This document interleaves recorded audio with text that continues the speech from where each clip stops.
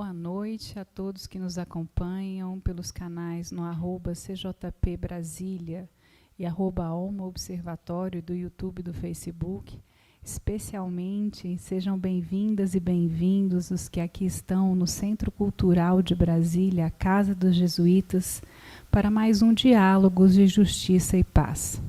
Nessa edição de julho, nosso Diálogos tem como tema Ecologia Integral e o PL da Devastação. Como o cristão deve se posicionar?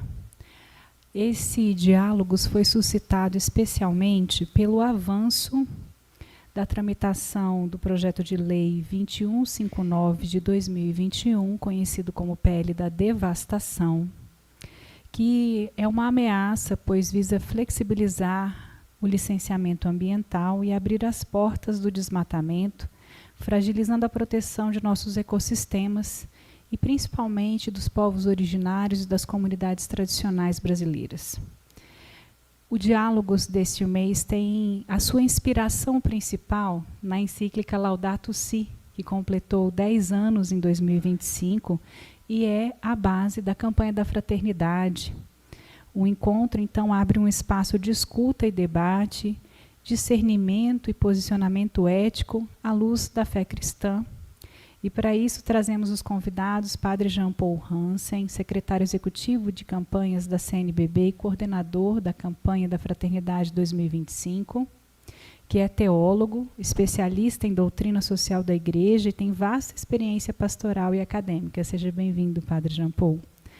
Aqui ao meu lado, o deputado federal Nilton Tato, do PT de São Paulo, que é coordenador da Frente Parlamentar Ambientalista no Congresso Nacional, e é uma referência há muitos anos na defesa das políticas socioambientais. Obrigada pela sua presença, deputado Nilton Tato.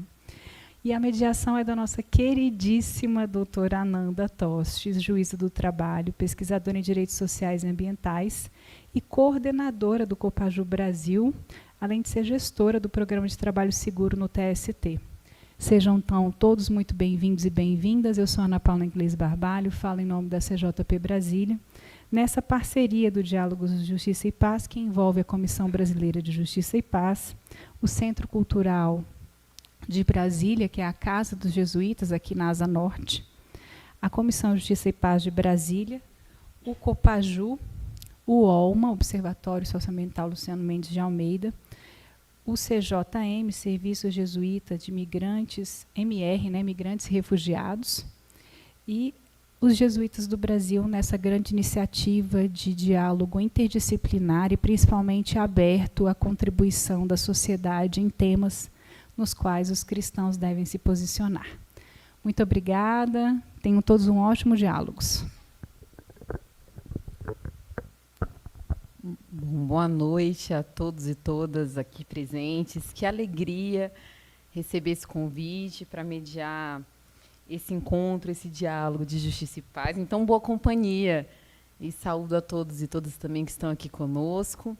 Já estive aqui em outra posição e agora tenho a alegria de poder refletir com esse grupo tão diverso sobre um tema que nos toca bastante, não é isso, deputado? Padre Jean Paul. Há algumas palavras da nossa querida Ana ecoaram muito no meu coração, inclusive quando eu me preparava para essa reflexão com os senhores, com as senhoras. E eu separei aqui, para a gente começar a nossa reflexão, um trecho dessa encíclica tão maravilhosa, esse presente que o Papa Francisco nos deixou, que é a encíclica Laudato Si. Eu vejo aqui conosco o nosso querido professor José Geraldo, que também é membro da Comissão Brasiliense de Justiça e Paz, e que é um dos meus orientadores, é meu co-orientador na Universidade de Brasília, um grande parceiro.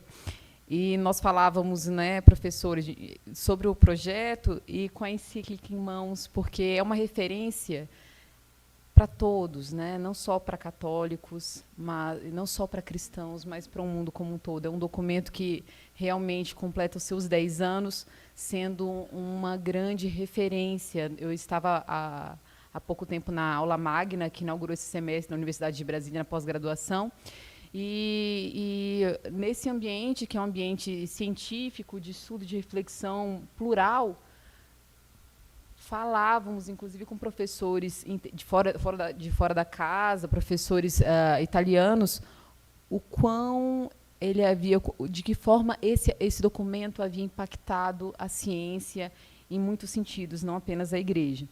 E um trechinho, se os senhores e as senhoras me permitem, da encíclica diz o seguinte, é o número 6, é o item 6, que diz: a fraqueza das reações. Nunca maltratamos e ferimos a nossa casa comum como nos últimos 2 séculos. Mas somos chamados a tornar-nos os instrumentos de Deus Pai para que o nosso planeta seja o que Ele sonhou ao criá-lo e corresponda ao seu projeto de paz, beleza e plenitude. E, em seguida, torna-se indispensável, e a palavra é essa, indispensável, deputado, criar um sistema normativo que inclua limites invioláveis e assegure a proteção dos ecossistemas antes que as novas formas de poder, derivadas do paradigma tecnoeconômico, acabem por arrasá-los, não só com a política, mas também com a liberdade e a justiça. Então, é de uma clareza e de uma atualidade que realmente nos chama muita atenção e nos traz esse momento a refletir. E queria lembrar também que a gente possa pautar esse debate, tendo em consideração que, nos últimos dias, foi muito festejada a opinião consultiva número 32 de 2025 da Corte Interamericana de Direitos Humanos. Foi uma deliberação também de maio, 29 de maio, esse mês de maio realmente foi um mês cheio de novidades ruins, boas, mas essa opinião consultiva ela é muito pertinente porque ela estabelece as obrigações dos Estados em relação à proteção dos direitos humanos diante da emergência climática. Então, isso é muito sério. Nós temos acompanhado as reflexões que falam, já que a gente está aqui no ambiente para se refletir sobre justiça e paz, sobre a inconstitucionalidade de algumas previsões. Eu acredito que o deputado vai poder falar também sobre isso, né, embora, né, o enfoque seja outro. Mas aqui a gente também traz à reflexão um controle de convencionalidade, ou seja, que não se faz apenas à luz da Constituição, não apenas tendo a Constituição como referência, mas a convenção, convenções internacionais, convenções que dizem que vedam, não pode haver o retrocesso. Pode haver, inclusive, a punição do Estado brasileiro, se assim o fizer. Então, que tudo isso seja, do ponto de vista jurídico, do ponto de vista cristão e espiritual, que possamos ter, durante essa noite, isso fomentando a reflexão dos nossos corações. Mas, sem mais, para a gente, então, só como um ponto de partida, eu passo a palavra, então, para o deputado Newton Tato, que, como a Ana disse, é coordenador da Frente Parlamentar Ambientalista do Congresso e vice-presidente da Comissão de Meio Ambiente e Desenvolvimento Sustentável da Câmara dos Deputados. Muito obrigada. Boa noite, Amanda. Boa noite, Padre Jean Paul Jansen. Obrigado, Ana Paula, pelo convite. Cumprimentar aqui e parabenizar a Comissão Justiça e Paz. Boa noite a cada um de vocês que estão aqui presentes ao vivo e quem está acompanhando a gente aí pelas redes sociais. Nós estamos falando da principal lei ambiental brasileira, a Lei de Licenciamento Geral, licenciamento ambiental. Acho que é um ganho extraordinário para a gente ter na própria Constituição o direito ao meio ambiente adequado, para a qualidade de vida, para a geração atual como as gerações futuras, de ter também esse conceito também de que nós somos parte do meio ambiente, parte do todo, tá? E quando a gente fala da relação, então quando a gente fala da lei de licenciamento ambiental, nós estamos falando de como que a gente pode regular a forma como nós humanos nos relacionamos com o meio ambiente, ou nós humanos produzimos os bens e serviços que nós precisamos para viver ou que consumimos, né? Então é uma lei muito importante do ponto de vista de todo o arcabouço legal, a gente fala. Porque quando a gente fala que ela é a principal, porque a forma como a gente produz, então, esses bens e serviços, ela pode trazer consequências sociais e ambientais. Então não é qualquer lei que nós estamos discutindo, nós estamos discutindo talvez aquela que é a principal. E elas nos colocam, então, em frente àquilo que a gente celebra dos ganhos que a gente tem do ponto de vista do direito social e do direito ambiental na própria Constituição, e que a gente celebra essas conquistas na Constituição de 1988. E ali, no que está previsto, então, esse projeto, evidentemente, ele foi apresentado ainda lá, muitos anos atrás, mas numa perspectiva de você atualizar para melhorar a luz, né, daquilo que está na própria Constituição, de como é que você garante, né, que simplesmente se cuide do meio ambiente, que cuide das pessoas, que cuide, enfim, da biodiversidade. E com o tempo, evidentemente, se foi sendo deturpado dentro do Congresso Nacional, à vista que, nas últimas legislaturas, tem ganhado força, né, forças políticas que não aceitam de forma nenhuma os direitos sociais, né, em especial de povos e comunidades tradicionais, como também do direito ambiental, consagrado na própria Constituição, e que dentro, principalmente, de um desses grupos fortes, que tem um modelo, principalmente da agropecuária, que ainda vem de uma lógica, podemos dizer assim, do século passado, que expansionista, que procuram cada vez mais espaço para desenvolver a lógica desse modelo expansionista e agropecuário, que expulsa povos e comunidades, trabalhadores do campo para as periferias da cidade. Então isso é uma trajetória histórica no Brasil, tá? E destrói, né, e elimina biodiversidade, né, biomas, e assim por diante. E que trabalha na perspectiva deste modelo que produziu riqueza acumulada na mão de poucos, né, em detrimento, né, de aumentar a pobreza, em especial nas periferias da cidade. Então, essa força, tá, essas forças, então, é quem patrocina aquilo que nós temos hoje para votar na Câmara, que é o relatório, então, desse projeto de alteração, né, da Lei de Licenciamento Ambiental. Então, quando ele foi aprovado na Câmara, ele já foi aprovado muito ruim, com vários artigos inconstitucionais. Então, por exemplo, povos indígenas têm o direito à terra, conforme está descrito na própria Constituição, como fundamental, inclusive, para a sobrevivência, né, desses povos, porque sem o território não há possibilidade da sua reprodução social, cultural, natural, e que na própria Constituição foi dado um prazo de 5 anos. Já se passaram muitos anos, e nós temos hoje cerca de 60% das terras indígenas ainda sem a demarcação definitiva, sem a segurança garantida para a reprodução, né, desses grupos indígenas. O mesmo vale para as comunidades quilombolas, para outras comunidades ribeirinhas. E aí, nesse relatório aprovado na Câmara, aprovado no Senado, e que agora vai para a Câmara só para observar e avaliar algumas emendas que foram colocadas no Senado, portanto, boa parte do relatório, do ponto de vista do processo legislativo, ela já está encerrada, é como se estivesse pronto para ir para a sanção presidencial.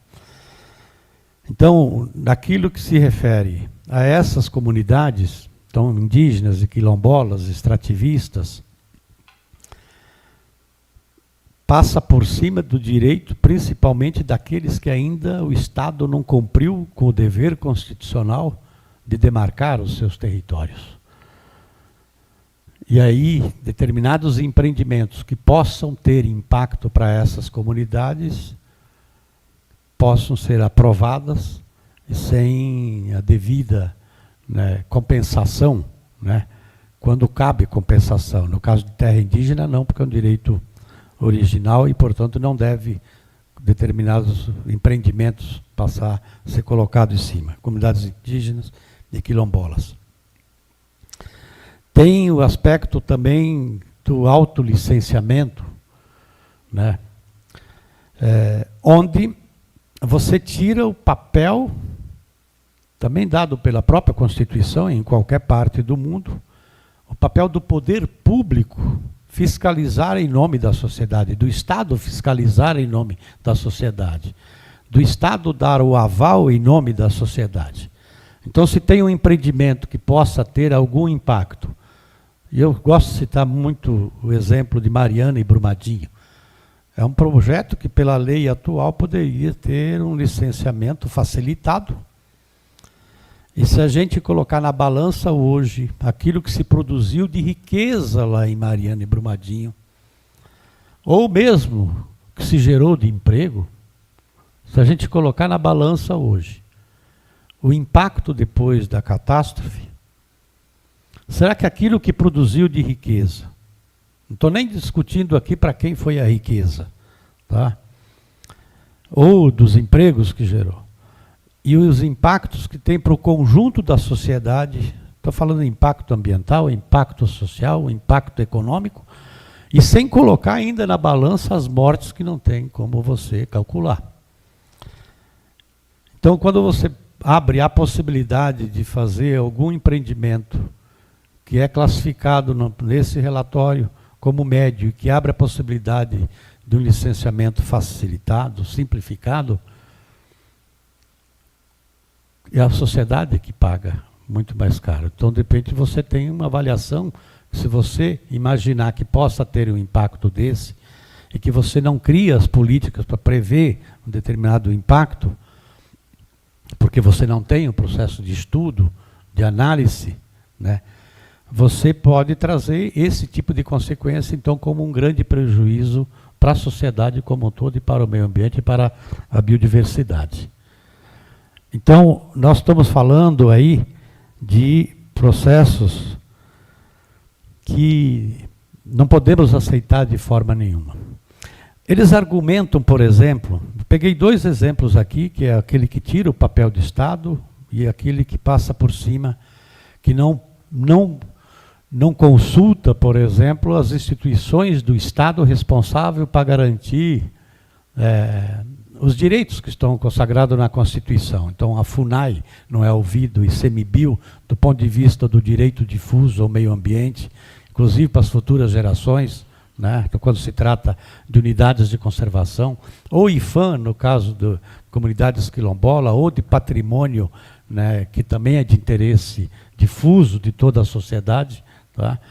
Então, nós estamos falando de casos que é gravemente uma questão que afronta a própria Constituição, tá? E com isso, o argumento que eles dizem que, por exemplo, para não ter muita judicialização, vai ter muito mais judicialização e, portanto, vai trazer muito mais morosidade nos processos de licenciamento. Podia aqui citar vários casos, mas eu quero me ater também agora, então, um pouco no processo, para a gente passar, porque eu não sei quanto tempo é que a gente tinha estipulado, tá? Para depois até abrir a conversa. Tá? Então, como eu estava falando, o projeto, então, ele está praticamente, do ponto de vista do processo legislativo, pronto para ser votado.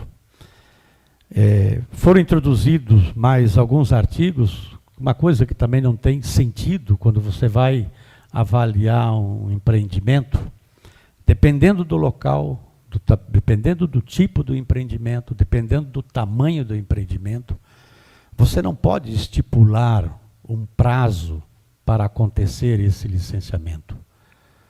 Você tem que fazer com seriedade todos os levantamentos necessários, toda a análise necessária, para poder ter um empreendimento e ter a segurança de que ele vai cumprir com aquilo que é o objetivo do próprio empreendimento.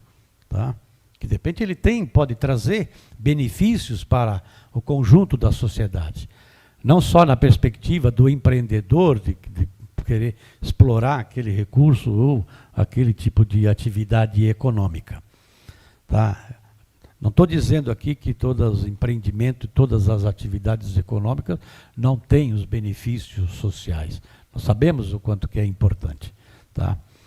Mas se você não tem essa possibilidade e determina, você falou assim, você determina um prazo para fazer aquilo, você está sujeito à pressão de governo de oportuno para fazer com que aconteça aquele licenciamento naquele prazo, ou por força de lei, sem fazer, né, os estudos e as análises corretas. Né?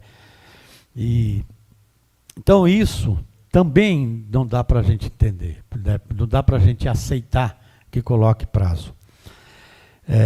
Também não fica claro, tá? Que fala assim, ó, projetos de interesse geral da sociedade, né?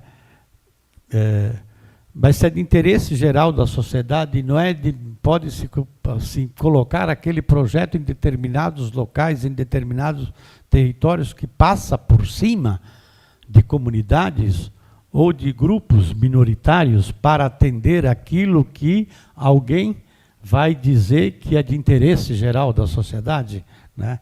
Isso também não se segura do ponto de vista constitucional, tá? Porque quando você coloca em risco, entendeu, a vida das pessoas, nós estamos falando em cláusulas pétreas da própria Constituição. Tá? Então, aquilo que foi colocado também no Senado, com esses prazos e com novas licenças, por exemplo, que tinha acertado no relatório da Câmara que não entrava mineração, que ia tratar em outro aspecto, e o Senado traz. Tá?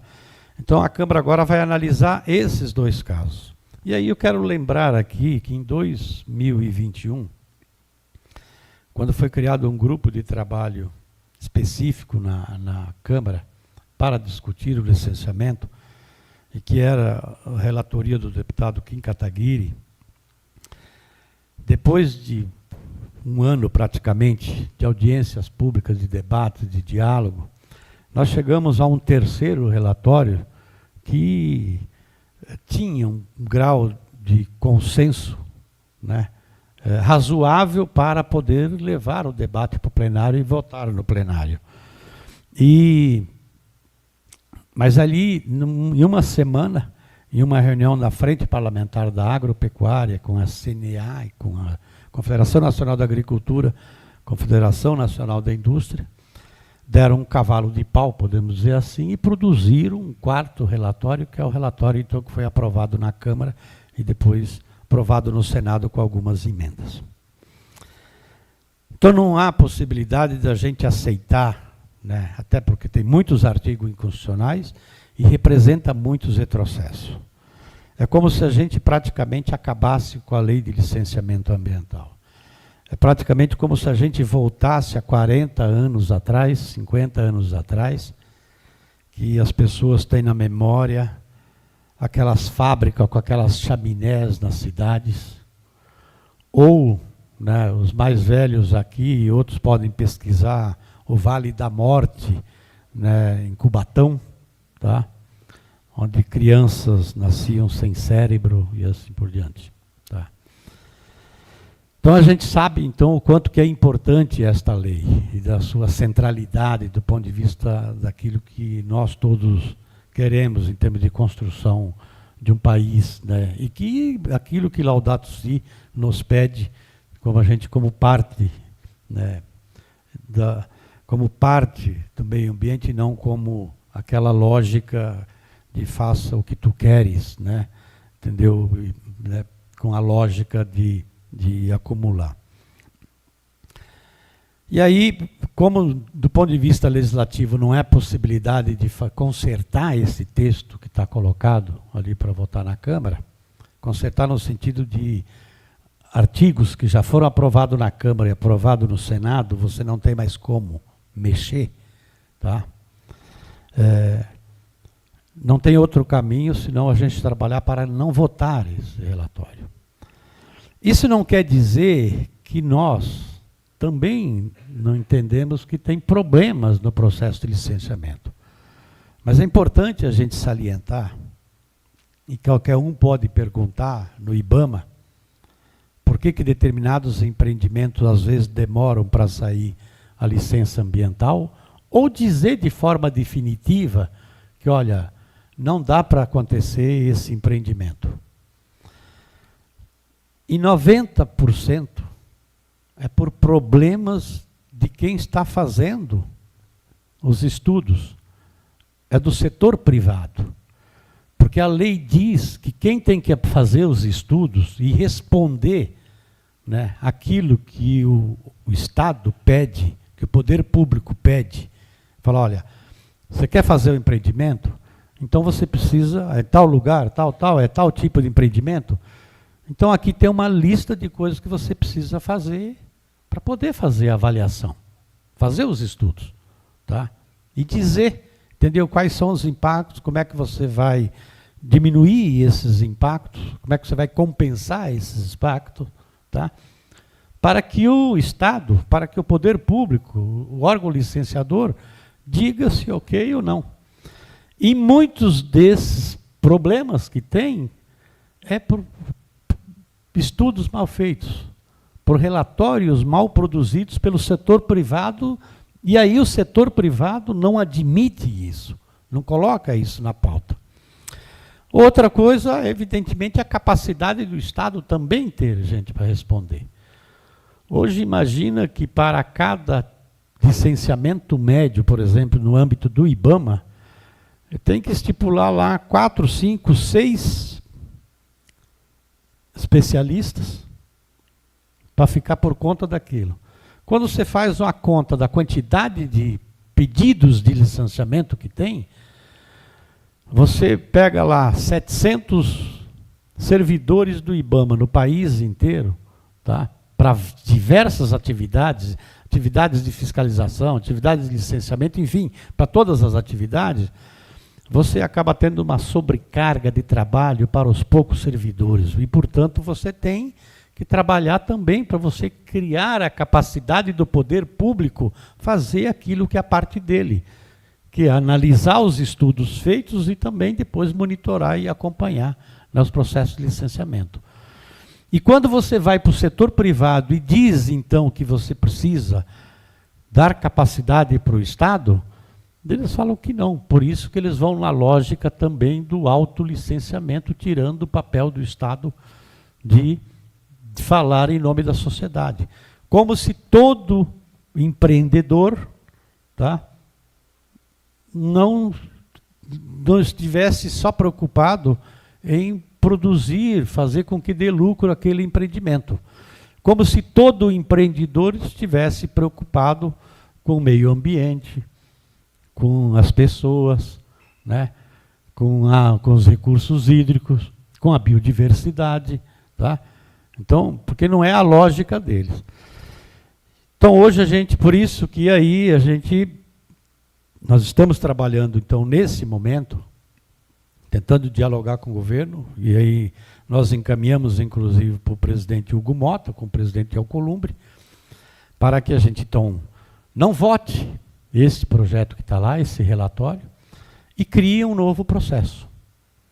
Um novo processo, e que a gente recupera, inclusive, aquilo que a gente já tinha dialogado e consensuado, tá? E que pode, evidentemente, ser um novo projeto de lei, ou uma própria medida provisória, ou um projeto de lei de urgência que o Executivo possa mandar. Mas crie um outro ambiente que não seja só o ambiente em que foi construído esse relatório que está sendo votado lá, que foi construído só dentro do setor produtivo, sem a participação ou muitas outras da sociedade como um todo. Quando eu falo da sociedade, estou falando dos movimentos, das entidades, dos sindicatos, da academia, enfim, de todo mundo que tem interesse e que é interesse geral de toda a sociedade. Então, não votar, mas criar um outro processo, porque nós entendemos que algumas coisas nós precisamos atualizar da lei de licenciamento, em especial aqui, principalmente nos lugares, na verdade, mudar a perspectiva. Fala assim, onde o eixo central é a avaliação estratégica de cada lugar, e que aí você já tem de antemão estudos, né? Quando você tem um zoneamento, por exemplo, você tem já de antemão o que pode e o que não pode em determinada região, em determinado espaço territorial. E ali você aproveita, inclusive, quando você tem um determinado empreendimento para dizer sim ou não, ou se sim, como, né? Então, é isso que a gente acha que é mudar um pouco o conceito de não ser aquela coisa que tem um conjunto muito grande de artigos, mas formar um novo conceito que é em cada ambiente, em cada espaço, cada bacia hidrográfica, cada microbacia, enfim, em cada lugar você pode ter uma avaliação dentro de uma estratégia de interesse geral da sociedade, não a partir da lógica de quem quer produzir riqueza em cima de recursos que é do conjunto da sociedade. Obrigado.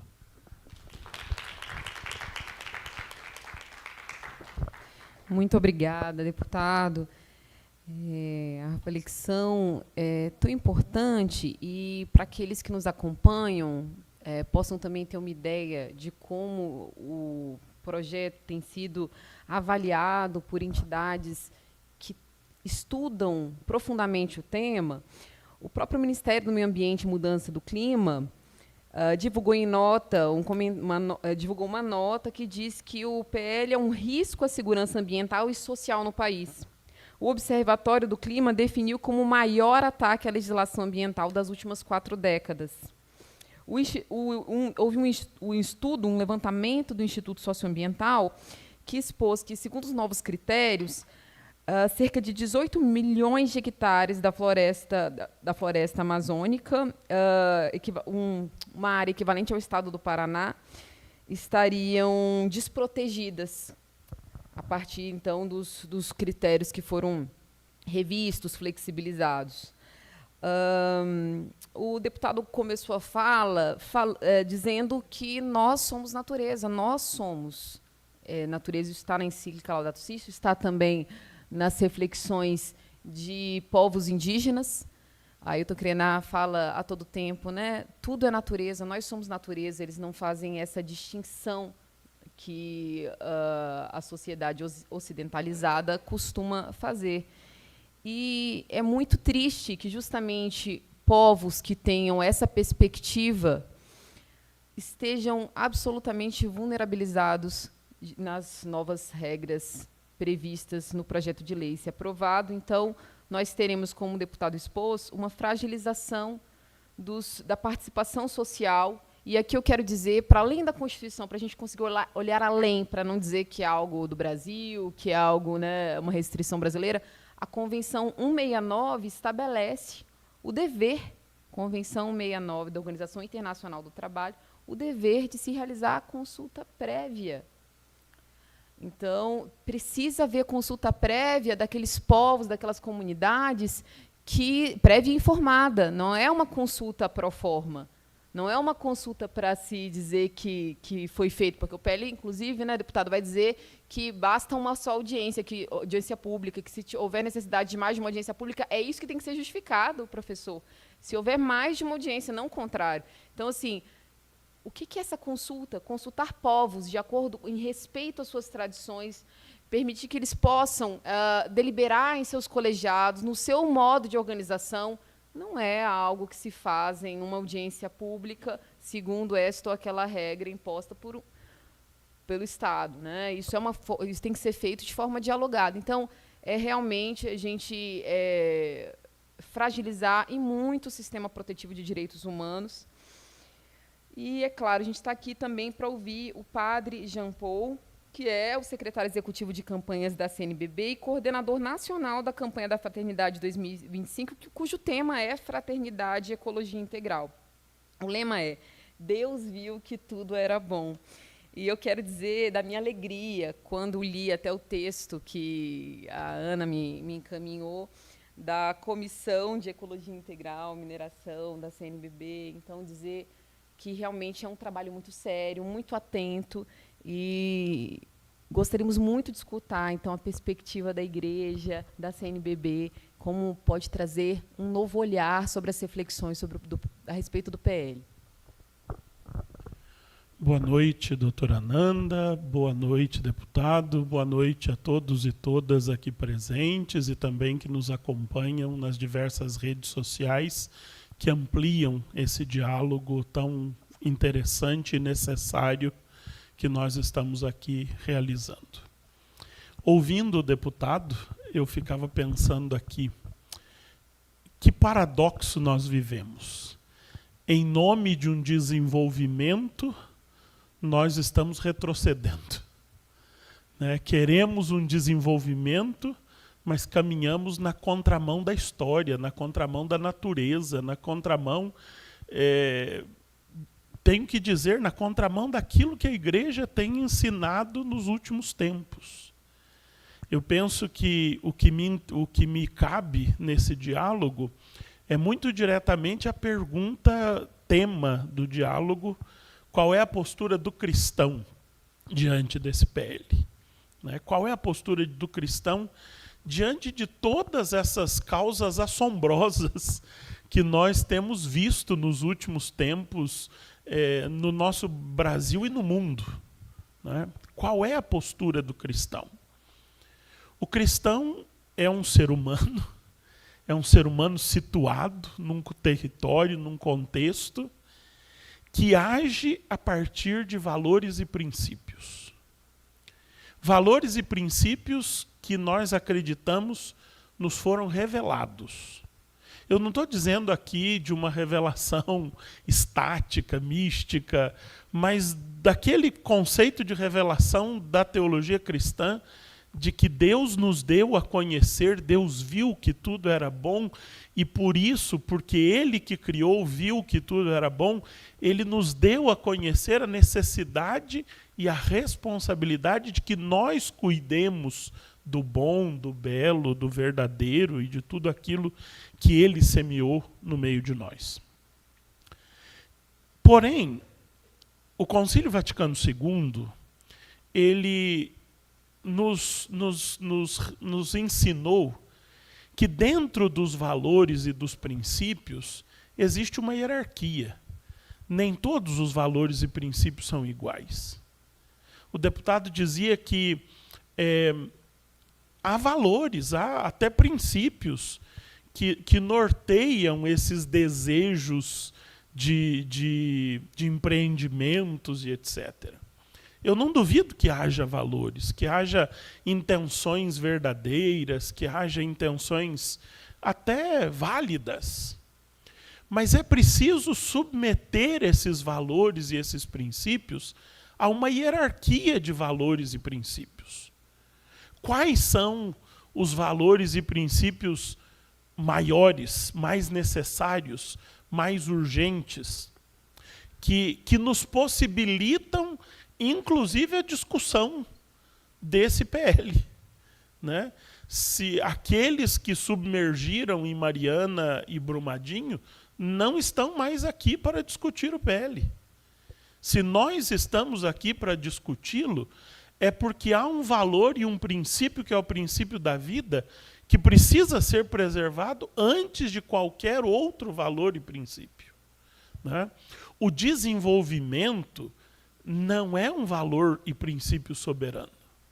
Ele é um valor, ele é um princípio, mas que tem que estar submetido a diversos outros valores e princípios. E quando a doutora recordava aqui a questão da consulta prévia, é exatamente nessa perspectiva. Aqueles povos têm valores e princípios que são fundamentais para a sua vida e para a sua existência.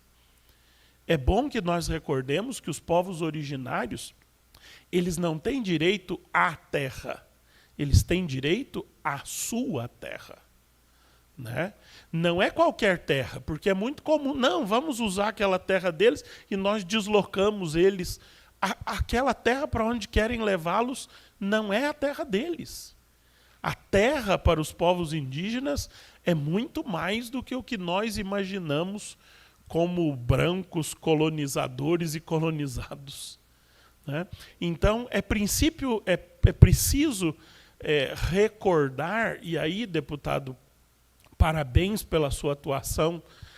Eu imagino que não deva ser nada fácil, porque num congresso onde esses valores e princípios estão absolutamente relativizados, recordar determinados valores e princípios é uma tarefa hercúlea.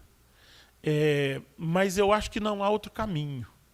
Né? É preciso mostrar a estes aquilo que de fato se sobrepõe ao paradigma tecnocrático que o Papa lembrava no número 6 que a senhora leu no início da Laudato Si, no início da nossa conversa. Nos últimos 200 anos, o paradigma tecnocrático, ou se nós quisermos chamá-lo de outro modo, o capitalismo neoliberal, o lucro e tantas outras coisas nós podíamos dizer, ele se tornou um valor absoluto, um valor supremo na nossa sociedade. E ele não é um valor supremo. É preciso que se diga, é preciso que se submeta a esse paradigma a verdadeiros valores. E aí, quando o Papa Francisco escreve a Laudato Si, há 10 anos atrás, inaugurando esse conceito de ecologia integral, ele está querendo justamente colocando todas as coisas na sua devida conexão, nos mostrar qual é o nosso lugar, qual é o nosso papel. Nós somos natureza, nós somos terra, nós somos criados. Esse paradigma tecnocrático, ele tenta nos enganar, e engana muitos, colocando-nos no patamar de deuses. E aí a tarefa da igreja, a tarefa da teologia, a nossa tarefa aqui é recordar que nós não somos deuses. Nós não somos capazes de criar, e aquele que foi e é capaz de criar, confiou tudo o que existe à nossa administração. Nós somos administradores. O livro do Gênesis nos diz que toda a criação nos foi dada para cultivar e guardar.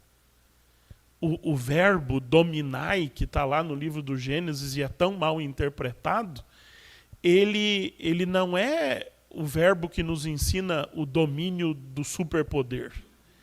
Dominar vem de dominus, que é senhor em latim, e dominar é assenhorar-se, é administrar como Deus administraria todas estas coisas.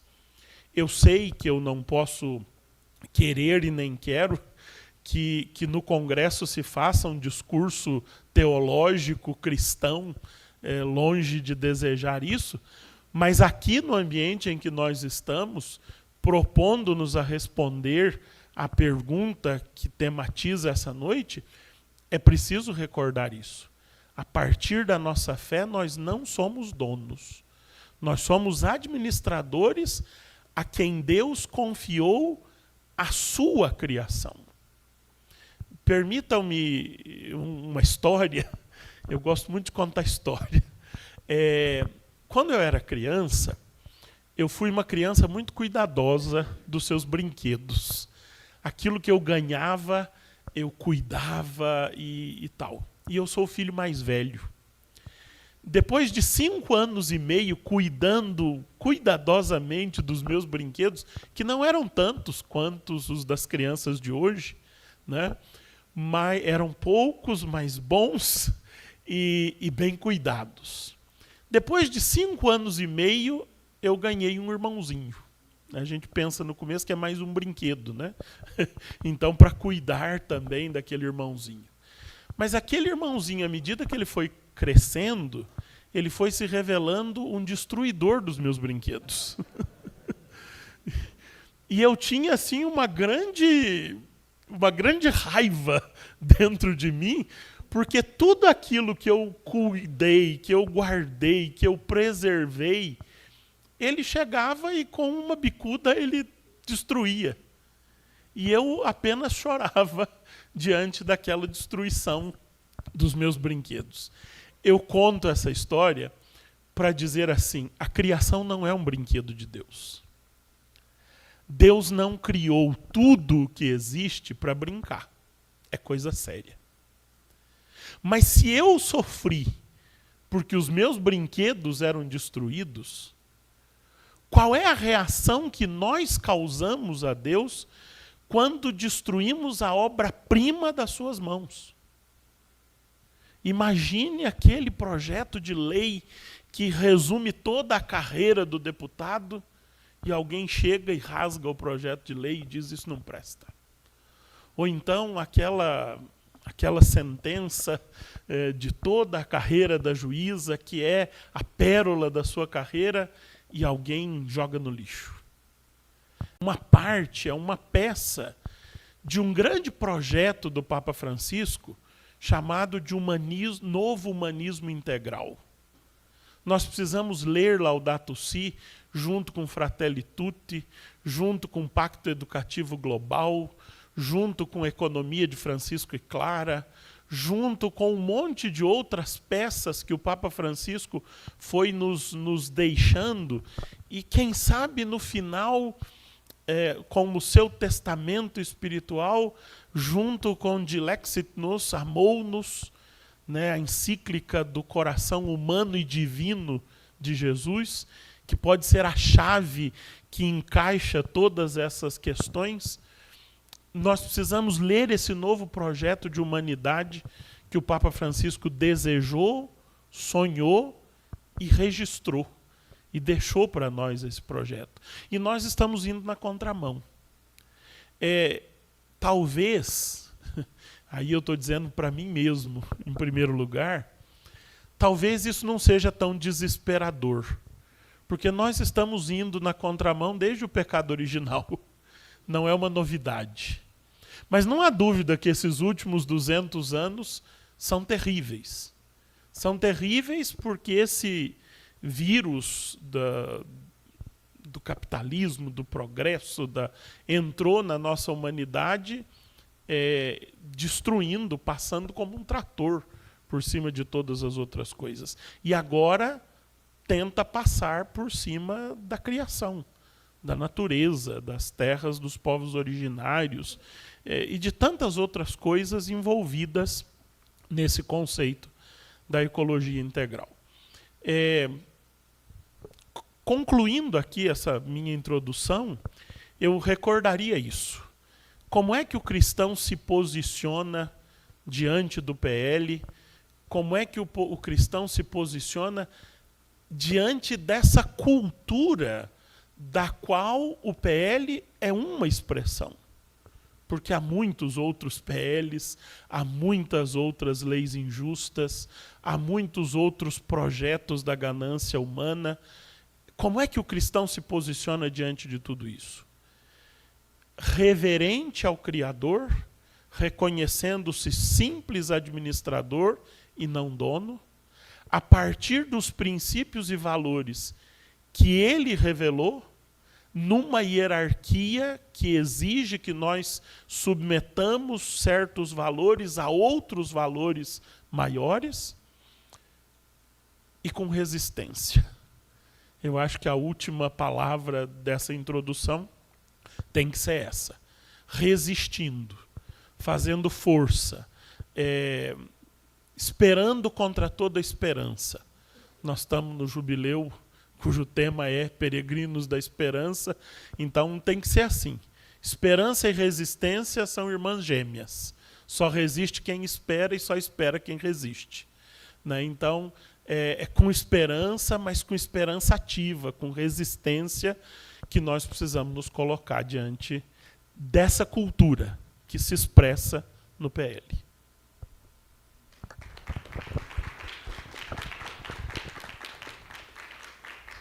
Que maravilha. Muito obrigada, padre.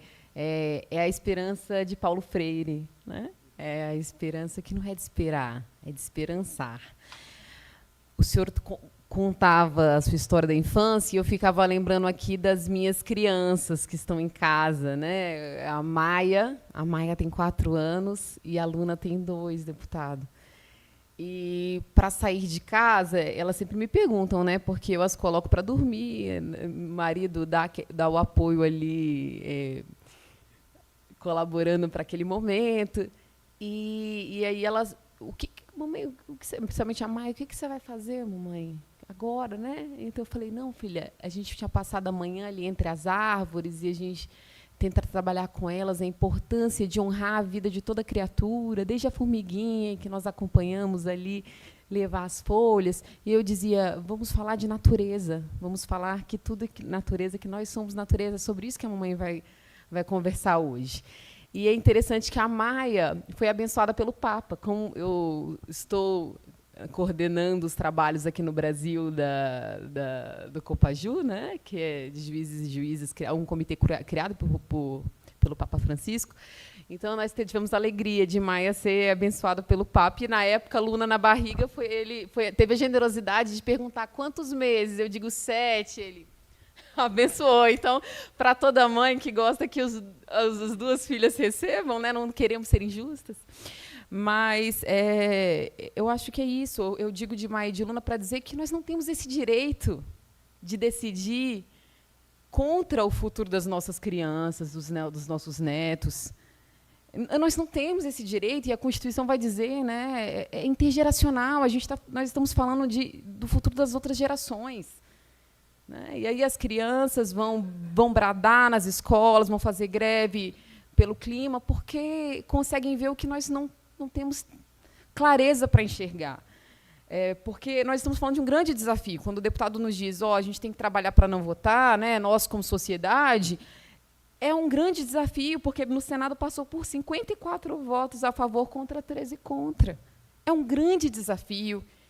E o deputado vai fazer o trabalho lá, o padre ali, mas a sociedade precisa fazer esse trabalho. É a sociedade que vai dizer o que se pretende fazer a partir disso, a partir desse debate. A fragilização é tamanha que o PL vai dizer que, na avaliação do que está sujeito no licenciamento, só devem ser consideradas as terras indígenas demarcadas. Isso é tão grave, porque, ou seja, o Estado demora em demarcar e depois rejeita, ou seja, vulnerabiliza ainda mais para dizer que não está sujeito a licenciamento a terra não demarcada. Aí o deputado está trazendo para nós, o padre está trazendo para nós, que estamos diante de 2 caminhos. Existe um problema, ninguém quer negar. Né? Existe um problema de mora na avaliação, mas a gente pode caminhar para proteger mais,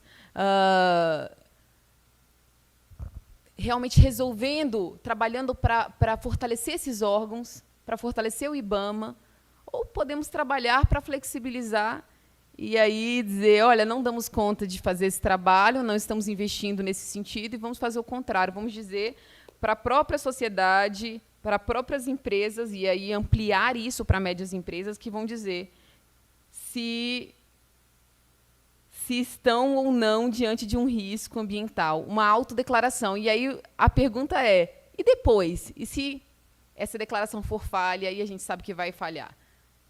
Porque já falham, né? O deputado nos diz, os estudos atrasam, as análises atrasam porque os estudos vêm com falhas. Então, se o estudo vem com falha, imagina aquela declaração que sequer prescinde de um estudo. Bom, e se essa declaração falha e vai falhar, o que se faz depois? Porque o que nós estamos vendo é, inclusive, empresas transnacionais que não dão conta de lidar com os prejuízos. Porque o prejuízo aqui é vida. E a vida a gente não pode, só Deus pode dar. Né? Então, vamos abrir aqui para perguntas. A gente tem uma bela plateia aqui conosco e gostaríamos de ouvi-los, de ouvi-las. Quem gostaria de perguntar?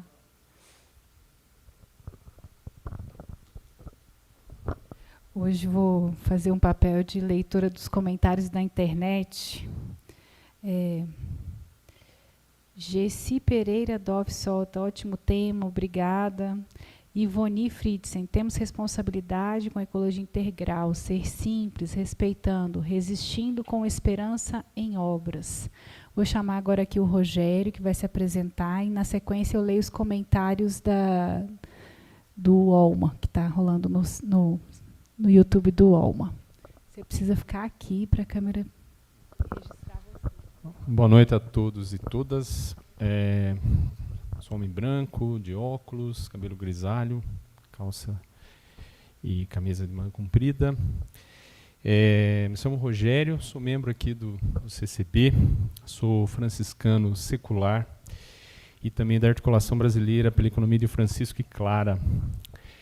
Esse tema para nós, né, franciscanos e também da articuladores, né, é muito caro para a gente, né?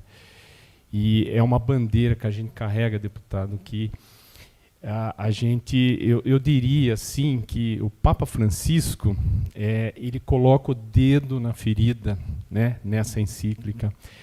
E um dos princípios da economia franciscana, o princípio 3, é alternativas anticapitalistas. Essa encíclica, ela é anticapitalista. Eu acho que o cristão, ele tem o dever de se posicionar contra o capitalismo. Não estou aqui para defender o socialismo, mas eu estou dizendo que esse modelo, o Papa diz na encíclica, essa economia mata não só vidas, né, como a natureza. Então, esse sistema desenfreado, descontrolado, que só quer o lucro, né, está levando, né, à destruição do planeta, né? E pasmem, né? Para mim, é o documento mais importante, né, da crise climática que temos até hoje, né? E, pasmem, foi escrito por um Papa, né? Nós, né, de esquerda, né, não escrevemos algo tão potente, tão vivaz, tão, vamos dizer assim, contemporâneo quanto essa encíclica, né? Claro que bebeu da fonte da teologia da libertação, da teologia do povo, né? Foi composto por uma equipe de intelectuais, e destacaria aqui o professor Leonardo Boff, né, que teve uma participação nessa encíclica. Então, eu diria que para nós cristãos deveria ser um subsídio para a gente colocar embaixo do braço, ler, decorar, deixar do lado da cama ali, da nossa mesinha, né, que é uma ferramenta do cristão, né? É fundamental para Jean Paul a gente ter texto base, também é riquíssimo, né? Eu parabenizo muito a CNBB pela iniciativa e eu acho que é um documento que o cristão deve ter na sua luta diária, né? O agir ecológico no dia a dia, a gente tem que ter isso em mente, né? Eu destacaria as casas de Francisco e Clara, só para encerrar minha fala, né? E nós estamos se organizando para o terceiro encontro agora em setembro, né, dia 11 e 14 de setembro, lá em Recife, o terceiro encontro da economia de Francisco e Clara. E as experiências das casas estão ocorrendo a todo vapor no Brasil, né? Nós temos aqui em Brasília, lá no Sol Nascente, né, onde há um coletivo de mulheres que se organiza e nós fomentamos, nós articulamos, nós contribuímos para aquele espaço onde há agricultura familiar, há uma hortinha comunitária onde o MST e o pessoal da Fiocruz vai lá e ajuda a entreter aquela hortinha. Lá tem inclusão digital, lá tem educação popular, tem a cozinha solidária, né? Então, é um espaço de encontro, é um espaço de cuidado, né, onde as mulheres se organizam. Então, ali a superação da falta de políticas públicas, né, que ali é um lugar onde ninguém quer ir, né? Ali é um lugar assim, lá é chamado de sovaco da cobra, né? É um lugar que ninguém tem, as pessoas têm medo porque é área de tráfico, esgoto a céu aberto. Então é difícil chegar lá, mas lá tem uma experiência concreta desse chamado do Papa Francisco, que é reumar não só a economia, mas trazer essa ética do cuidado, da escuta, e não só com as pessoas, com a natureza, com cuidado da casa comum. Então, eu destacaria que essa ferramenta, né, o texto base, e a Laudato Si, sobretudo, é um subsídio que a gente tem que colocar embaixo do braço. E lá, deputado, é isso mesmo, é luta de classe, é tensão, é o que vocês estão fazendo agora. Destacaria na semana passada, né, temos que lutar para a melhoria da classe trabalhadora, né, são pautas importantes, a taxação super... É tensão, tem que tensionar, é o momento, agora é o momento da gente tentar fazer alguma coisa e pautar nesse momento tão difícil que a gente atravessa. Então, obrigado, paz e bem. Obrigada, Rogério. Lendo mais alguns comentários, Benedito Alcântara, boa noite, abraços de Macapá. Tem um José Geraldo, que não é o José Geraldo Souza Júnior. Boas noites, Sete Lagoas, Minas Gerais, saúda a todos. Ele pergunta sobre as convenções internacionais, para fazer a citação das convenções que o projeto de lei da devastação, o PL da devastação, afeta diretamente. Temos outras perguntas e também gostaria de avisar que no dia 13 de julho, domingo, tem o Ato Nacional Unificado contra o PL da devastação no Eixo do Lazer, aqui em Brasília, em várias capitais brasileiras. Está sendo organizado de maneira orgânica pelo povo. Manifestações pela manhã, no dia 13 de julho, domingo, aqui em Brasília, Eixão do Lazer, Asa Norte, saindo da 201 Norte, na altura da 201, em direção à 210 Norte. Temos também acontecendo o plebiscito popular. Hoje é o último dia para votação, temos uma urna aqui no CCB, com 2 perguntas, que para quem é do povo é fácil de responder. Então, todos que estão aqui presentes, por favor, sintam-se convidados a participar do plebiscito popular, e preenchendo as perguntas e colocando na urna que vai estar aqui na saída do auditório. Vai estar circulando aqui a lista de participação e as cédulas. Perguntas da plateia, vem para cá, gente. Quem quiser fazer pergunta, já se posiciona para a gente poder fazer... Até 7 de setembro, perdão, até 7 de setembro. Obrigada. Eu sou o Zezinho, da CPT de Rondônia. Faz um ano que estou aqui, também tentando me envolver com as coisas aqui, não é? Eu acompanhei o licenciamento ambiental de 8 PCHs lá do Rio Branco, de Alta Floresta do Oeste, que prejudicou os povos Tupari. Acompanhei todas as mazelas das usinas do Madeira, que nossos companheiros enfiaram goela abaixo, e que teve um licenciamento tão mal feito, que inclusive as casas que construíram para os ribeirinhos que foram desalojados, alagaram depois. Olha como era o licenciamento ambiental, não é? Todo um bairro inteiro de Porto Velho que teve que ser derrubado, não estava contemplado, não é? Mas, graças a Deus, agora está em processo de arquivamento a usina de Tabajara. Depois de muita luta com os Tenharim, com os seringueiros de Machadinho, de outros lugares, dizer, o licenciamento ambiental tem sido um instrumento muito bom no enfrentamento a todos esses processos de destruição, apesar de tudo, não é? E eu pergunto, será que algum dos deputados, os senadores de Rondônia, votaram contra esta lei de licenciamento ambiental? Nenhum, podem jurar. E quem escolheu foi o povo de lá. Então, o que nós podemos fazer, os movimentos sociais? O que nós podemos fazer, nós que somos assim ambientalistas? Apoiar os povos, que são os primeiros que sofrem. Apoiar as comunidades que sofrem com esses licenciamentos. E aí vai minha pergunta. Na Pastoral da Terra, nos movimentos, temos trabalhado muito com o tal de protocolos de consulta. Não é? Eu queria perguntar, que efetividade tem isso? Até que ponto esses protocolos ajudam ou não ajudam? Porque eu tenho minhas dúvidas. Obrigado. Obrigada pela contribuição. Vou aquecer o debate também, primeiro porque a gente trouxe um título provocativo dessa vez, falando como que o cristão deve se posicionar.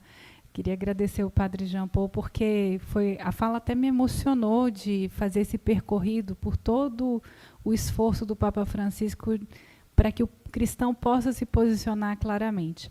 E vou fazer uma pergunta mais ampla, se vocês entendem que a iniciativa desse projeto de lei tem relação com a ascensão da extrema-direita e a quem serve esse projeto de lei nos termos em que hoje ele está pautado. Obrigada.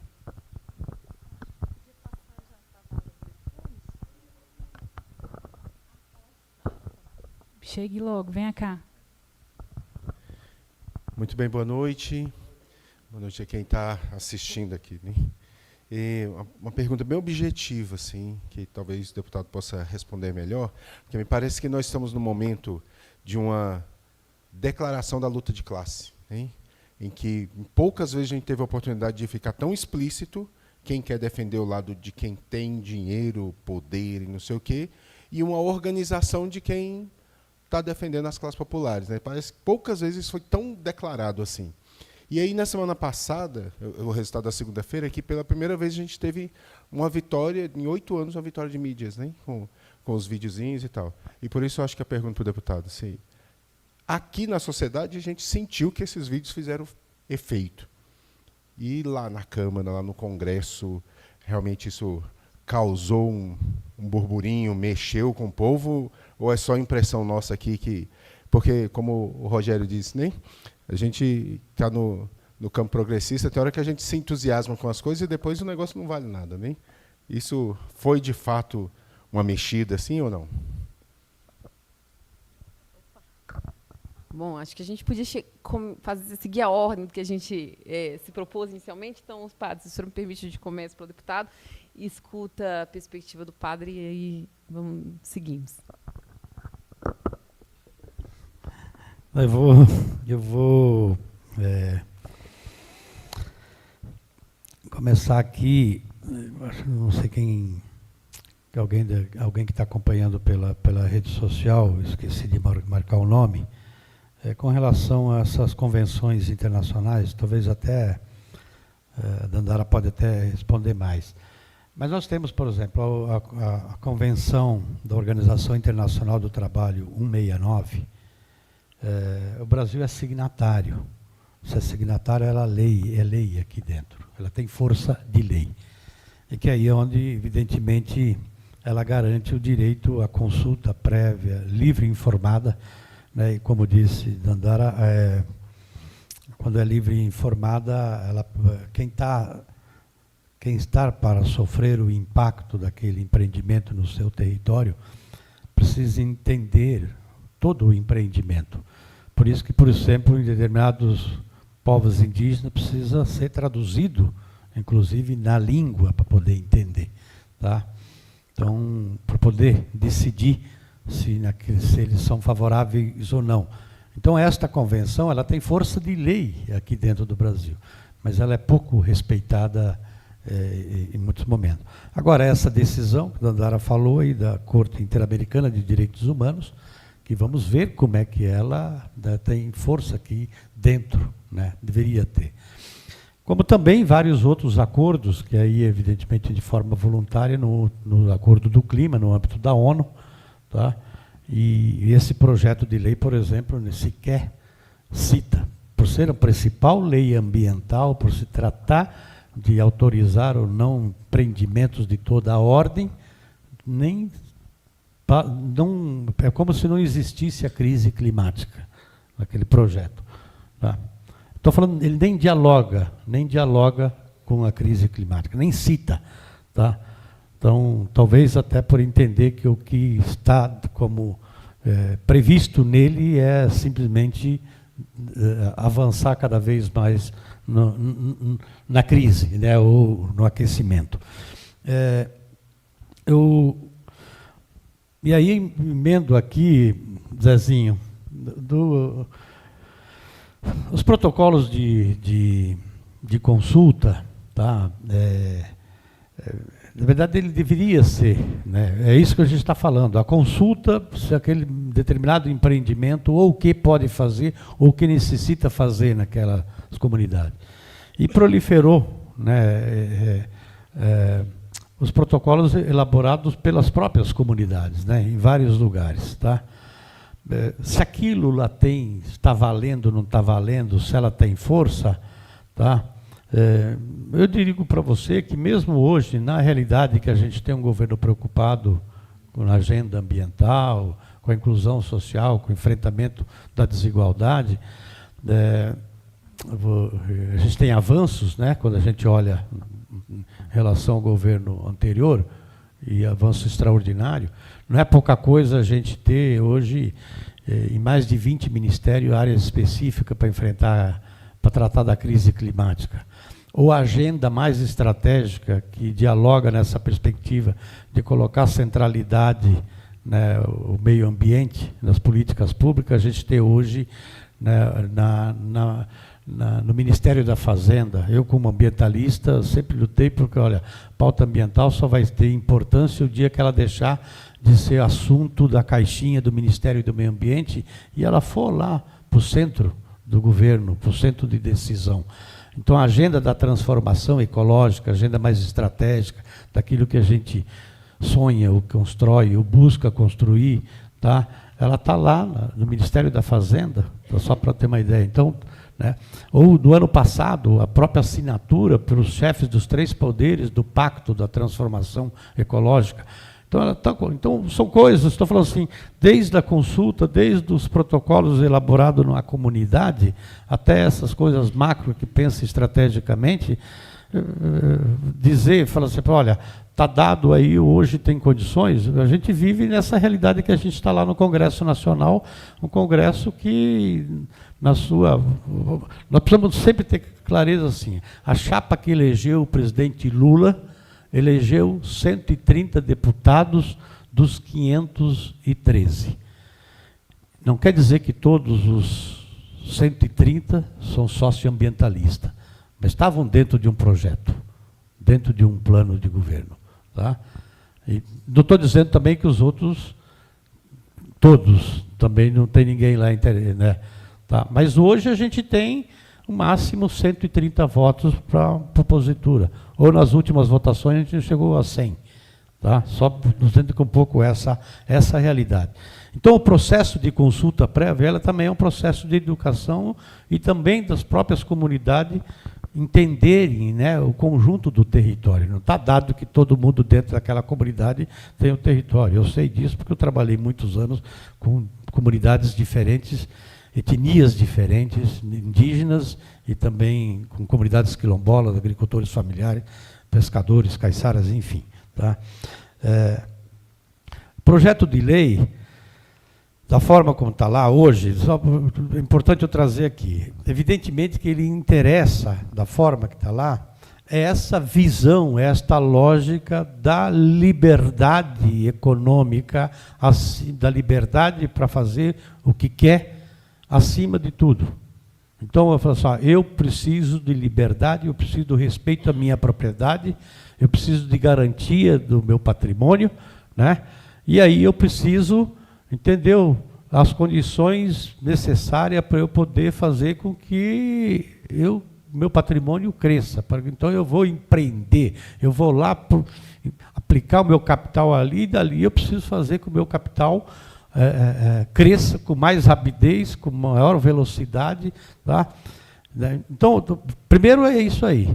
Evidentemente que no dia a dia, dentro do Congresso Nacional, ela serve de outros interesses que estão colocados ali. Tá? Então você tem uma extrema-direita que às vezes não tem nem essa perspectiva, estou falando, estão a serviço dessa perspectiva, né, de acumulação capital, tá? Mas eles estão interessados em aprovar algo que seja inconstitucional, seja para jogar no colo do Lula ter que vetar, derrubar o veto, e depois criar mais uma pinimba com o STF, por razões do projeto da anistia e assim por diante, né, por tudo aquilo que a gente está. Então ele serve a interesses diferentes daquilo que está configurado dentro do Congresso. Acho que diria que a semana passada a gente teve, evidentemente, nós reclamávamos muito, assim, com a volta do Lula, veio um conjunto de políticas públicas diversas, tá? Mesmo tendo essa coisa que é insustentável, a gente não tem nem ideia de onde vai chegar essa coisa da tomada de conta pelo orçamento, tá?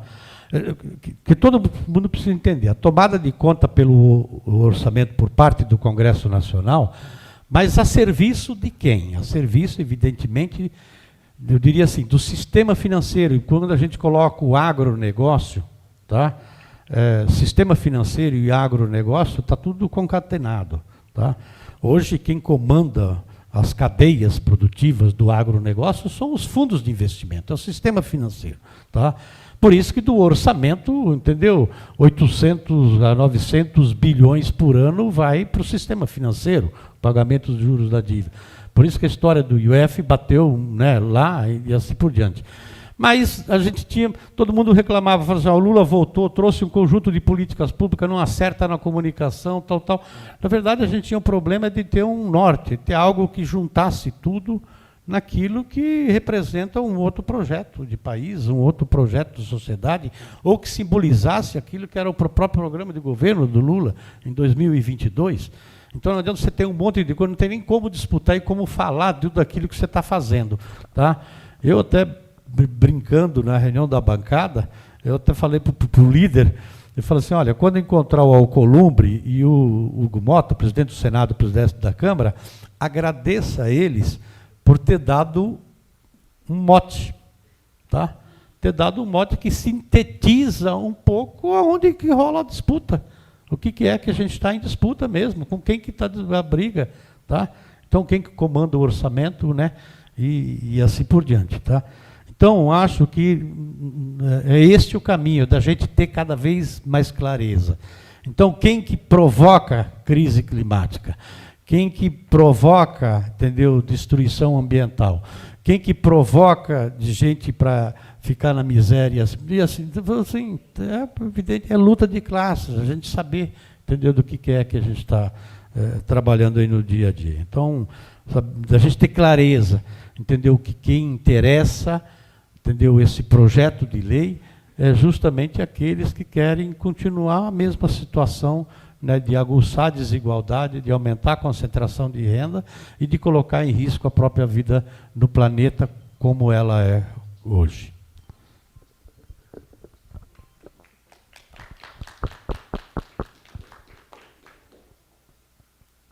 Muito obrigada.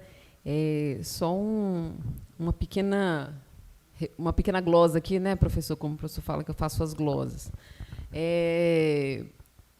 Eu acho, sinceramente, que vai para além de uma visão assim de direita e esquerda. Claro que isso perpassa, atravessa todo o debate, mas nós vemos na esquerda também um discurso antiecológico, ou, se não, eu não diria antiecológico, porque não chega a tanto, mas que, muitas vezes, fundado no social, defende práticas que vão acabar gerando podem gerar uma tragédia ambiental. A gente vê isso no debate em relação à exploração de petróleo ali, né, na Foz do Amazonas. Então, todo mundo conhece isso, não é algo novo, e eu acho que a gente precisa trazer isso ao debate também. Então, não consigo enxergar como algo assim tão posicionado. Eu acho que talvez essa reflexão, não só num olhar assim de esquerda e direita, também como cristão, não cristão, nós também vemos nas igrejas quem olhe para questões, não é padre, ecológicas, e muitas vezes até para defender avanços sociais, escorregam na defesa do meio ambiente e aqui da natureza, porque até essa expressão meio ambiente é problemática, porque olha para a natureza como um meio, né, instrumentaliza a natureza.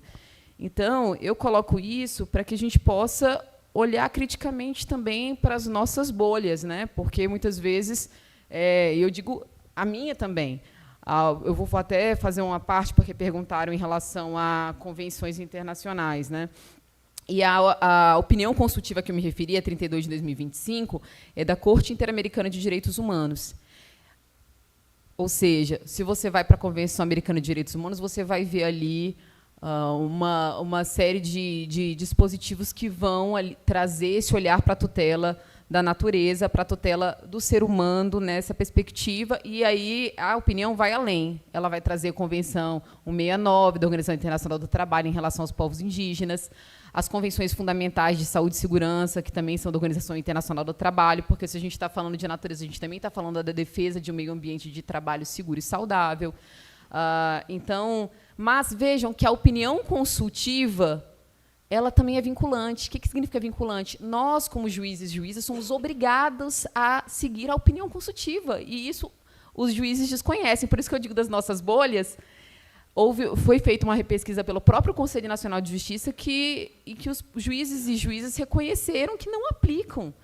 A grande maioria não aplica, sequer conhece os tratados internacionais e também não sabem que a opinião consultiva ela é vinculante. Então, os estados estão obrigados, o Brasil está obrigado a seguir. E a opinião consultiva, a Corte vai dizer, nessa opinião consultiva, que é agora de maio, que, sim, não pode haver o retrocesso, que o Brasil pode responder. Mas, até que isso aconteça, né, quantos acidentes vão ter acontecido?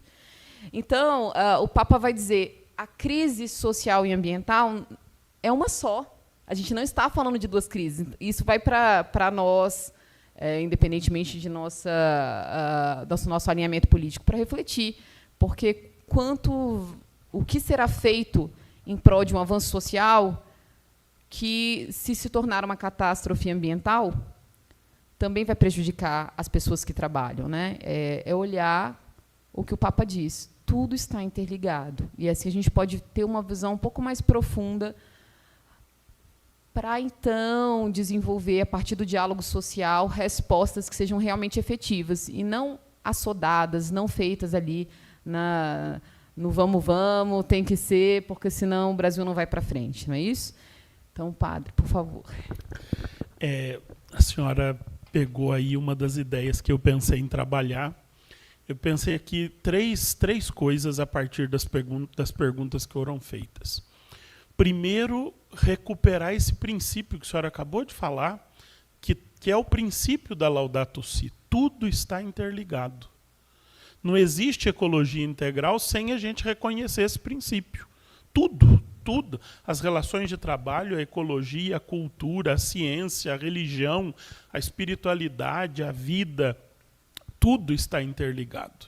Então, é preciso que nós façamos opções mais profundas, opções mais globais, e não nos posicionemos neste ou naquele item. Nós precisamos entender essa lógica da ecologia integral para que a nossa opção seja pela vida numa ecologia integral, porque senão nós vamos eliminar a vida, né? Essa era a primeira coisa. A segunda coisa, eu queria lembrar aqui, e permitam-me lembrar apenas porque não é da minha área, talvez os senhores possam dizer melhor do que eu. O Acordo de Escazú, né, que está emperrado, né? Há uma força da bancada do agro e etc., para que o Brasil não reconheça o que seria uma convenção importante para a questão da proteção da ecologia integral no Brasil. Depois os senhores digam aí melhor do que eu.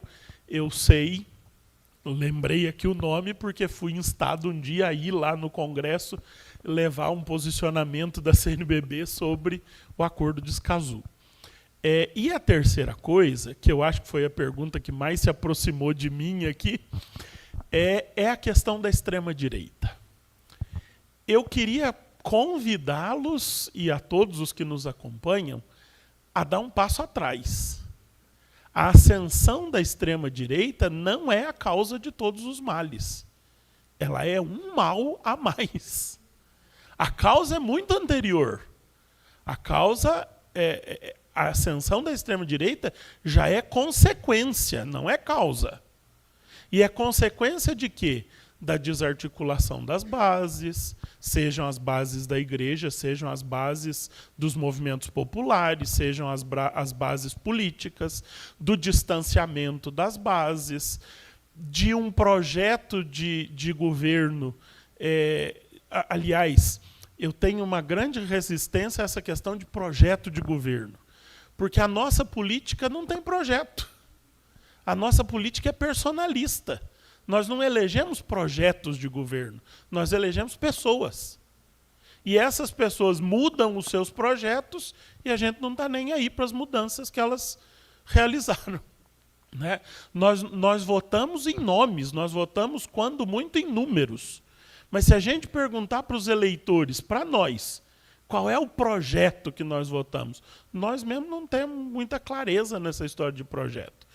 E aí é isso que nós precisamos. Nós precisamos, voltando lá atrás, de reforma política, de fazer política de projeto, e não política de pessoas, né? E não política de números, de partidos. Nós precisamos de projetos políticos que expressem a cultura, que expressem a riqueza, que expressem os valores do povo brasileiro. Isso para dizer dentro do nosso Brasil. O que nós chamamos de ascensão da extrema-direita é consequência do distanciamento disso. Né? Com isso eu estou dizendo aqui que a esquerda precisa se rever também. Né? Que a esquerda também precisa dizer, espera aí, onde foi que nós erramos? Né? Porque senão nós estaremos na iminência de uma nova ascensão da extrema-direita. Que Deus nos livre. Mas Deus nos livra pela nossa ação. Ele não faz mágica. Ele suscita comprometimento, ele suscita compromisso. Né? Então está nas nossas mãos. Não vai cair do céu como nós podemos desejar. Né? Eu estou dizendo isso nessa perspectiva da gente dar um passo atrás e rever também onde é que nós erramos, né? Onde é que nós também podíamos fazer melhor.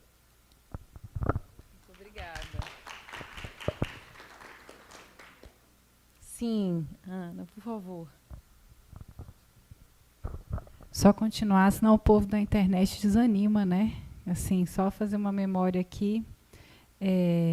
Yolanda Ide fala o seguinte: que tal começarmos reduzindo nosso padrão de consumo? E coloca também uma opinião sobre temos muito a aprender com os povos originários.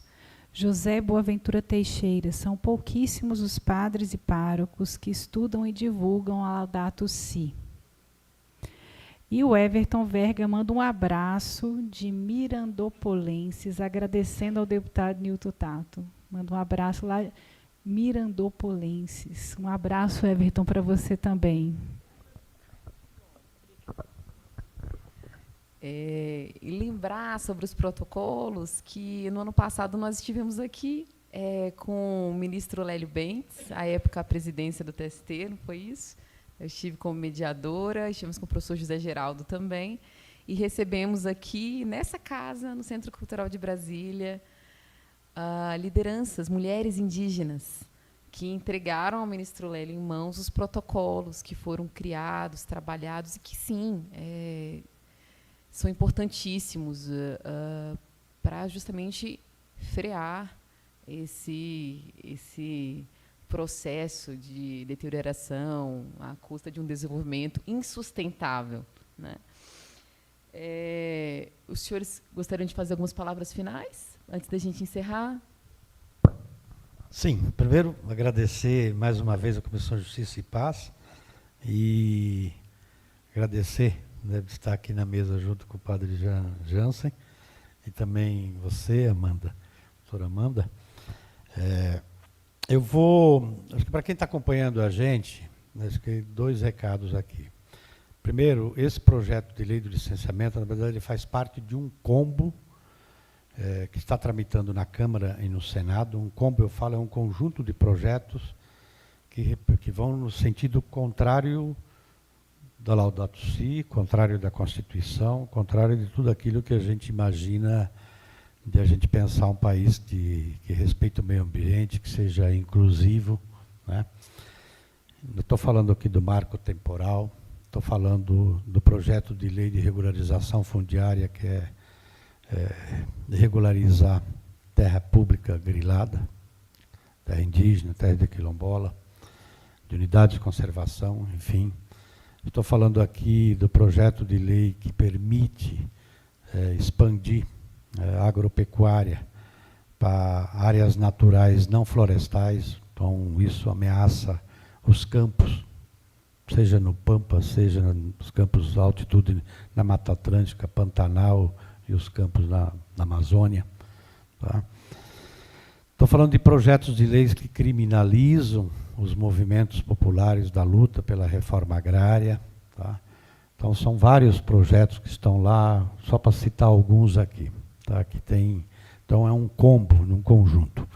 Por outro lado, evidentemente, que tem projetos da agenda positiva que dialoga nessa perspectiva de que país que nós queremos construir. Tá? Então, mas, volto a dizer, tá? Hoje, para poder influenciar dentro do Congresso Nacional, é só se a gente tiver capacidade de mobilização e de pressão de fora para dentro do Congresso. Eu vou citar aqui que esse projeto do licenciamento já era para ter sido votado em 2021, com todos esses retrocessos, e a grande mobilização da sociedade fez com que ele não fosse votado naquele momento. E em 2021, apesar dessa legislatura o Congresso ser pior, mas era muito parecido com esse Congresso que está aí, que nós temos aqui hoje. Então, nós precisamos, na verdade, é isso, é de os poucos que tem dentro do Congresso Nacional, também entender que essas contradições que tem dentro do Congresso Nacional também tem dentro do governo, e, portanto, nós precisamos fazer essas alianças, mas, principalmente, ter a sociedade pressionando para poder influenciar na decisão. A pressa deles votarem agora, antes do recesso, porque no segundo semestre nós temos a COP aqui. E é muito ruim para o Brasil aprovar uma lei com muitos retrocessos ambientais, no ano em que o Brasil preside a Conferência do Clima, que tem uma responsabilidade muito grande, porque aquilo que os países se comprometeram a fazer e não estão conseguindo fazer para enfrentar a crise climática, mas mesmo se fizesse tudo aquilo que se comprometeu, a ciência está dizendo que não é mais o suficiente. Tá? Todo mundo está acompanhando a frequência e a intensidade dos eventos climáticos. Está lá 500 mil pessoas no Amazonas debaixo d'água. Tá? Está lá agora aqui no Texas, já 80 pessoas morreram também. E assim, né, inundação no Rio Grande do Sul novamente. E assim, tá. Então não é mais o suficiente. E aí o Brasil tem um papel e uma responsabilidade muito grande, como presidente da COP, como recebendo a Conferência do Clima, de chamar a responsabilidade, então, dos outros países, do mundo todo.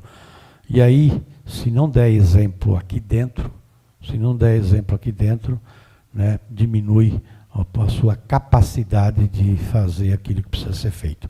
No mais, muito obrigado pela oportunidade, mais uma vez aqui na Comissão de Justiça e Paz. E à disposição sempre. Eu também quero agradecer o convite, a oportunidade desse diálogo. Aprendi muito com vocês. E dizer que a vocação da campanha da fraternidade na Igreja do Brasil, há mais de 60 anos, é levantar essas pautas. Né? Nós temos uma história rica de pautas levantadas pela campanha da fraternidade quando o Congresso não conseguia pautar determinados assuntos. A campanha da fraternidade trouxe para a sociedade, mobilizou a sociedade com determinadas pautas que chegaram até o Congresso. Né? Nós temos o Estatuto do Idoso, que nasceu numa campanha da fraternidade. Nós temos o Estatuto da Água, da campanha da fraternidade de 2004. Essa é a vocação da campanha da fraternidade. E, por isso, a minha presença aqui e o meu convite para que vocês que estão aqui, que nos acompanham pelas redes, estejam sempre atentos. Né? O ano que vem nós vamos continuar esse debate. Eu tenho brincado que nós vamos da casa comum para a casa de cada um. Né? Mas continuamos no mesmo oikos da economia, da ecologia, que é a casa. O ano que vem nós vamos falar de moradia, um elemento importantíssimo para a ecologia social, que é um elemento da ecologia integral. né? Não tem jeito de falar de ecologia integral sem pensar nas populações marginalizadas das favelas, dos cortiços, das comunidades e as pessoas em situação de rua, que aumentam vertiginosamente aos nossos olhos na sociedade em que nós vivemos. Então, fiquem atentos, nos ajudem. O papel, a vocação da campanha da fraternidade é mobilizar, e nós precisamos de corações cristãos ou não cristãos, mas humanos, que nos ajudem a mobilizar para esses temas tão importantes. Obrigado por essa experiência.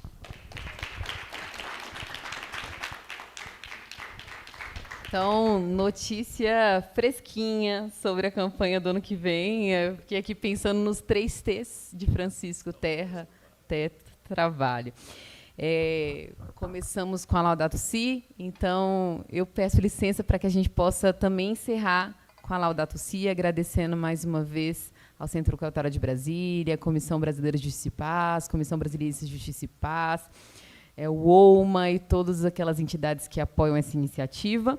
Agradecer também o convite, agradecer ao deputado, ao padre pela presença, pelas reflexões, a todos e todas que nos assistiram aqui conosco, nessa alegria que é partilhar a presença, e também os que acompanharam à distância. Então, vamos lá.